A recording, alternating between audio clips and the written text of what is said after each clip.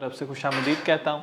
Thank you all for joining this session. मैं अभी right now publication committee को head कर रहा हूँ जो लॉ अकेडमी की है, लेकिन उन सब तफसीलात की तरफ हम बाद में जाएंगे। आप आज इसलिए आए हैं कि आप लैट के टेस्ट के बारे में इंफॉर्मेशन लेना चाहते हैं या फिर आप उसके बारे में पासिंग कैसे करनी है उस तक पहुँचना चाहते हैं। अक्सर लोगों का यहाँ पर लैट क्लियर है, लेकिन कुछ ऐसे भी मौजूद है जिनका लैट क्लियर नहीं है।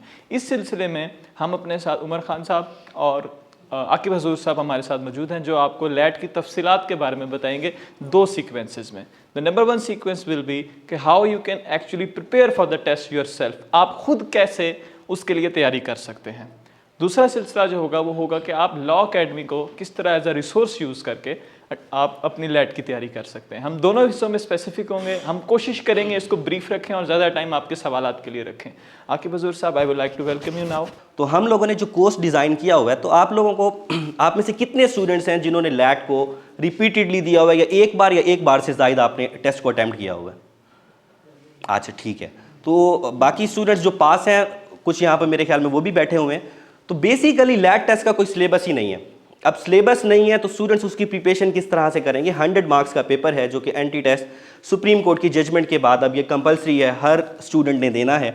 और मुझे जफ़र साहब बता रहे थे कुछ ऐसे स्टूडेंट्स भी हैं उन्होंने 3 बार टेस्ट दिया है, अभी भी उनका लैट टेस्ट क्लियर नहीं है। मैं आपको बताता चलूँ कि अगर आप लोग लैट टेस्ट क्लियर नहीं करेंगे, आप लोग टेस्ट में अपने जो एनुअल एग्ज़ाम्स हैं उसके अंदर अपेयर नहीं हो सकेंगे, क्योंकि ये कंपलसरी है। आपका एडमिशन ही नहीं जा सकेगा, जिसे कहते हैं दाखिला भिजवाना। हम मैट्रिक एफएससी के अंदर जब हम स्कूल में पढ़ते हैं तो वो कहते हैं फ़ीस क्लियर नहीं होगी तो आपका दाखिला नहीं जाएगा। यहाँ आपका लैट क्लियर नहीं होगा तो आपका दाखिला नहीं जाएगा, ठीक है। दाखिला क्लियर करने के लिए आपको लैट टेस्ट देना है। तो जो बच्चे अभी यहाँ पर सेकंड ईयर के अंदर है, मतलब सेकंड एंट्री के अंदर हैं जिना और रीड्स कॉलेज की, और जिन्होंने इस साल अपेयर होने हैं, यहाँ पर हमारे कुछ स्टूडेंट्स प्रीवियस भी बैठे हुए हैं, जिसमें हम सब यहाँ पर IAS के फर्स्ट सेशन की हैं, और उसके बाद जो है कुछ सेकंड सेशन के भी यहाँ पर स्टूडेंट्स बैठे हैं जिन्होंने इस साल अपेयर होना है। तो मैं आपको बता रहा था कि हम लोग डिफरेंट किस तरह से काम करते हैं। तो बेसिकली मैं वो उसके बारे में भी हम लोग बात करेंगे। तो 100 मार्क्स का ये टेस्ट होता है जिसके अंदर HEC सिर्फ और सिर्फ आपको बताती है कि मार्क्स की डिस्ट्रीब्यूशन किस तरह से, जिसमें उन्होंने 2 हिस्सों के अंदर अपने मार्क्स की डिस्ट्रीब्यूशन की है, ऑब्जेक्टिव क्वेश्चन के अंदर और सब्जेक्टिव क्वेश्चन के अंदर। 75 मार्क्स का आपका ऑब्जेक्टिव क्वेश्चन होगा, MCQs बेस्ड पेपर होगा, और 25 मार्क्स का आप लोगों ने रिटन पोर्शन वहाँ पर होगा जो कि आपने एस्से और पर्सनल स्टेटमेंट वहाँ पर लिखनी होगी। अब इसके अंदर जो है मज़ीद मार्क्स की डिस्ट्रीब्यूशन की गई है। ये हमने जो आपका ऑब्जेक्टिव पोर्शन है उसके अंदर मार्क्स की डिस्ट्रीब्यूशन मैं आपको बता देता हूँ। 20 मार्क्स का जनरल नॉलेज होता है, 20 मार्क्स की यहाँ पर इंग्लिश होती है, 10 नंबर्स की इस्लामियात है, 10 नंबर की उर्दू है, 5 नंबर की मैथमेटिक्स है और 10 नंबर की पाकिस्तान स्टडीज़ है। तो 75 नंबर का ये पेपर होता है। तो आप इसको किस तरह से करेंगे, यानी कि आपने वहाँ पर MCQs बेस पेपर है 75 नंबर का, ठीक है। 4 आपके पास ऑप्शंस हैं, आप उसमें से जो भी लगाएंगे 1 नंबर मिलेगा या 1 नंबर जाएगा। हर ऑप्शन के अगेंस्ट आपको 1 नंबर मिलेगा या 1 नंबर जाएगा। अगर आप इसमें से 75 में से अगर आप 50 कर लेते हैं, ठीक है, तो ये कोई बड़ी बात नहीं है, आप लोग आसानी से इसको क्रैक कर सकते हैं, कोई मुश्किल बात नहीं। हम लोग अभी आपके साथ टिप्स भी शेयर करेंगे कि जिसके तहत हम लोग अपने स्टूडेंट्स को प्रिपेयर कराते हैं। हम आपको ऐसी ट्रेनिंग देने की कोशिश करेंगे जिस तरह बाबा साहब ने मेरे साथ वॉइस नोट शेयर किया था, उसके अंदर वो बता रहे थे कि हम आपको एक एक्सपर्ट लेवल की जो है अपनी ओपिनियन भी आपके साथ शेयर करेंगे और आपको क्रैक करने का तरीका बताएंगे कि कैसे जो है आप लोगों ने अपनी प्रिपरेशन करनी है, ताकि कम टाइम के अंदर आप लोग अपनी प्रिपरेशन कर सकें। तो बेसिकली जो आप प्रिपरेशन करते हैं, मैंने आपको बताया कि HEC आपको कोई सिलेबस नहीं देता। जब सिलेबस नहीं देता तो आप इसकी प्रिपरेशन किस तरह से करेंगे? मार्क्स की डिस्ट्रीब्यूशन आपको हम लोगों ने बता दी है। तो बेसिकली हम लोग बात कर रहे थे कि हमने क्रैक किस तरह से करना है, सिलेबस नहीं है। अब जब सिलेबस नहीं है तो आपके सामने पास पेपर्स रखेंगे। अब तक अप्रॉक्सीमेटली 16 पास पेपर्स, 16 लैट टेस्ट हो चुके हैं। आपको पास पेपर कहाँ से मिलेगा? आपको हमारे ग्रुप से मिल सकता है। द लॉ अकेडमी हमारा ऑफिशियल फेसबुक पेज है, हमारे लॉ एस्पायरेंट्स के व्हाट्सएप ग्रुप्स हैं, या यूट्यूब के अंदर जो हर वीडियो के अंदर हमारी डिस्क्रिप्शन के अंदर लिंक्स होते हैं, वो आप हमें ज्वाइन कर सकते हैं, डायरेक्टली मैसेज कर सकते हैं। हमारी टीम यहाँ पर मौजूद है, काउंसलर्स हैं, ठीक है, पब्लिकेशन सोसाइटी है, डिफरेंट हमारे रोल्स डिवाइडेड हैं कि हमने क्या करना है और किस तरह से हम लोग जो है करेंगे।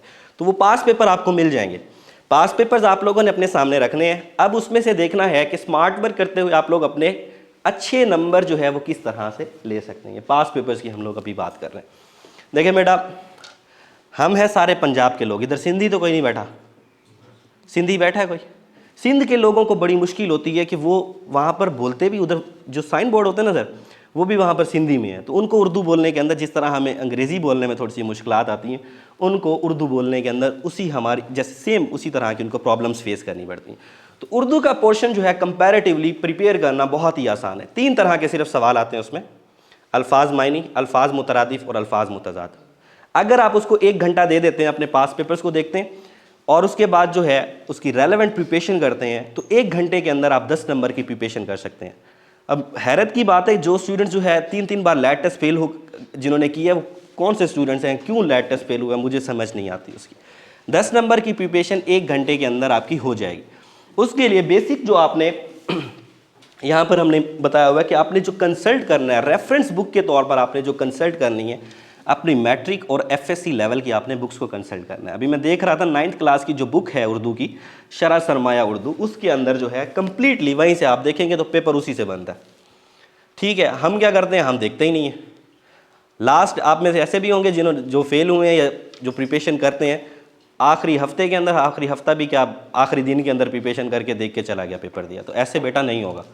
तो वो स्टूडेंट्स जिनका लास्ट चांस है, उन लोगों को इसको सीरियसली देखना है और अपनी प्रिपरेशन करनी है ताकि आप लोग अच्छे नंबर ले सकें। पास तो हम लोगों सबकी शर्त है ना। तो 2 तरह के स्टूडेंट्स हम लोग सर वैसे ट्रेन करते हैं। एक वो होता है जिसने सिर्फ पास होना है क्योंकि उसने कॉलेज में जाना है, दूसरा जिसने मेरिट बनाना है, उसने मैक्सिमम नंबर लेने हैं। तो वो फिर किस तरह से हम फैसिलिटेट करते हैं वो आपके साथ शेयर करेंगे उमर भाई।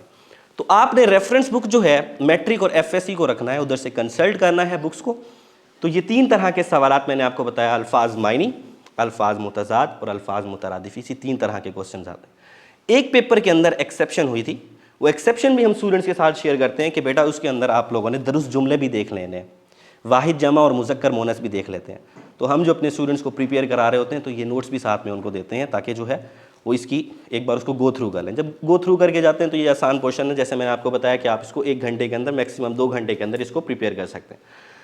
उसके बाद हम लोग चलते हैं इस्लामियात के पोर्शन के अंदर। अब हर चीज़ हलवा नहीं है, ठीक है, कुछ कहीं पर आपको जो है मेहनत भी करनी पड़ेगी। अब इस्लामियात का जो पोर्शन है, जब उसको आप कर रहे होंगे तो अनफॉर्चुनेटली हम लोग मुसलमान हैं, मगर हमारे पास इस्लामियात का ही हमारे पास इन्फॉर्मेशन नहीं होती। इस्लाम से रिलेटेड जो बेसिक इन्फॉर्मेशन है वो हमारे पास नहीं होती।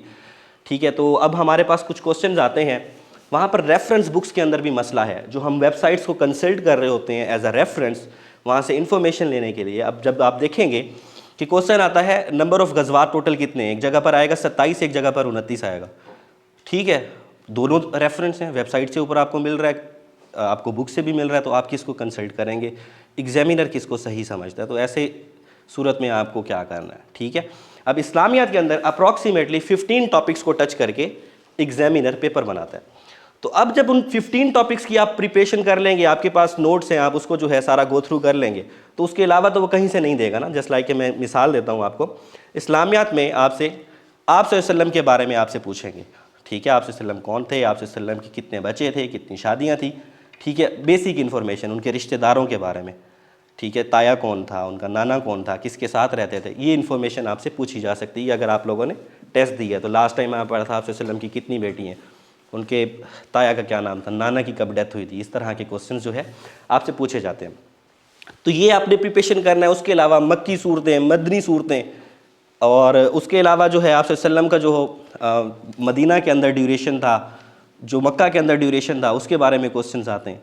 ठीक है, इनको आपने किस तरह से क्रैक करना है टॉपिक वाइज जब आप इसकी प्रिपरेशन करेंगे। अब एग्जामिनर जो है क्वेश्चन आपको देता है गज़वात से रिलेटेड, तो गज़वात की अगर आपने बनाया हुआ है, जंग बदर, जंग ओहद, अहज़ाब, ये सारे अगर आपने टॉपिक्स बने हुए हैं, एक बार किसी भी रेफरेंस से आप लोग किसी भी रेफरेंस को कंसल्ट करके अगर आप पढ़ लेंगे तो एग्जामिनर जहाँ से मर्जी पेपर बनाए आपको आता होगा।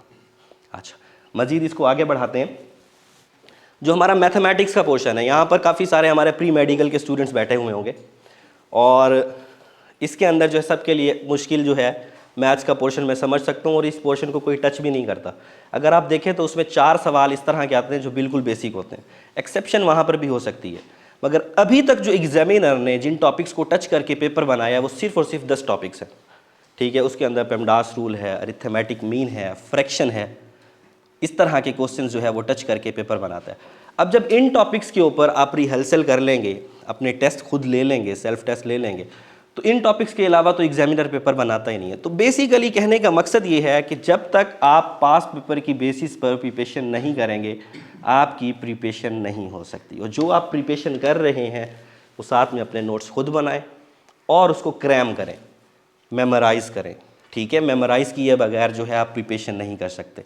इंग्लिश के अंदर भी 3 तरह के सवाल आते हैं, उसके अंदर सिनोनिम और एंटोनिम। और बच्चे पूछते हैं इसके अंदर हम कोई ट्रिक बता दें कि सिनोनिम और एंटोनिम हम किस तरह से कर सकें।